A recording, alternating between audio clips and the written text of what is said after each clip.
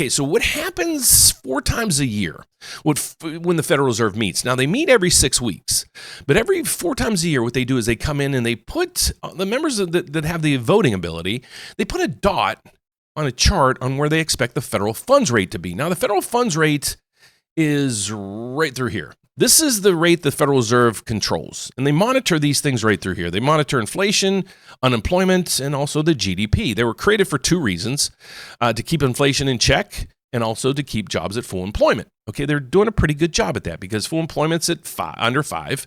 And the PCE, the inflation number that they really monitor, they want this at 2. It's been clicking up, but with the tariffs, it hasn't spiked to 4, 5, 6% like a lot of people thought. So inflation's kind of in check right now as well.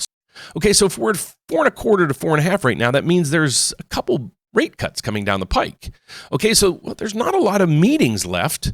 So when are they going to cut rates? For that, let's go over to the CME FedWatch tool to figure out what's going to happen. So let's go over to this, and we'll be back at the economic news in a second. But over through here, this is telling us what most likely the Federal Reserve is going to do at the next meeting or the next meetings.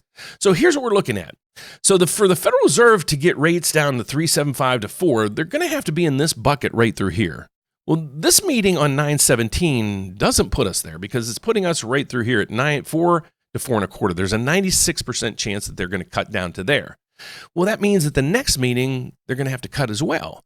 And there's an 81% chance of them cutting at the next meeting, and that's in October.